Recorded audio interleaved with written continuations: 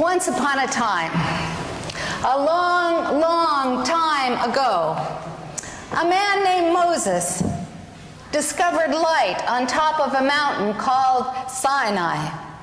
The light was like a fire, but a fire that didn't burn things up. It was rather as light and playful as a cloud of butterflies. The light was like music made visible and hung in the air. Moses and his people loved how the light lit up the world. Love the stranger, the light said, leaping in their hearts. Be fair and just and don't cheat, it said, fluttering in their minds. Be truthful and don't be taken in by lies. The light burned in their hearts and in their oil lamps, in the fireplaces and in their minds as they studied. The people of Moses lived with the light for 1,000 years. Then one day, some people came to their land, now called Judah, from a far-off place called Hellas. These people, too, had a light. It was different from the light of Sinai, but it glistened off the oiled bodies of athletes and the shiny leather armor of their soldiers. It shone from the eyes of the people called wisdom lovers, philosophers. And for a while, the two lights lived side by side, illuminating each other and making the whole country like noon, very bright.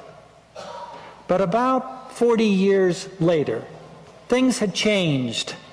The people from Hellas had begun to say that their light was the only light, and that the light of Judah was to be put out.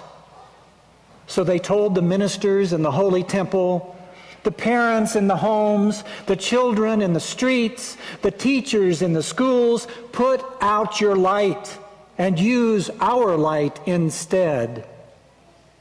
But many of the ministers and parents and children and teachers refused. So the people from Hellas began to get rid of the people, since they couldn't get rid of their light.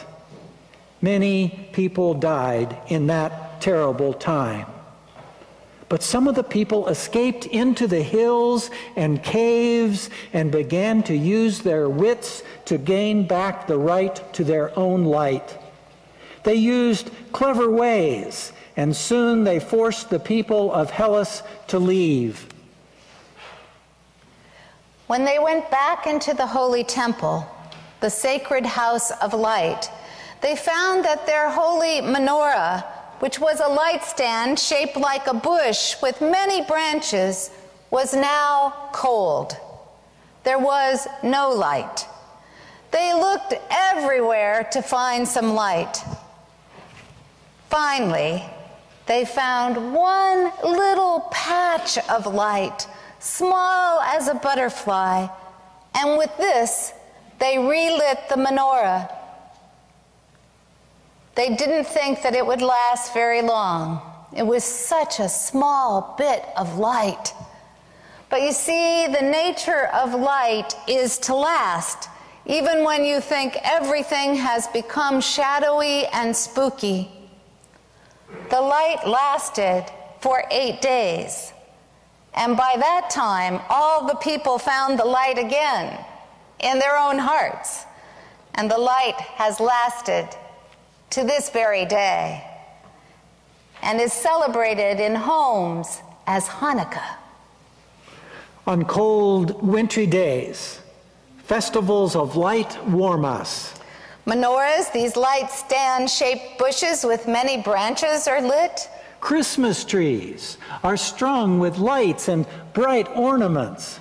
We light candles and see one another in their glow. We want to give warmth to others. We want to give life's gifts of peace and joy, love and laughter, support, sweaters and scarves, music and mittens.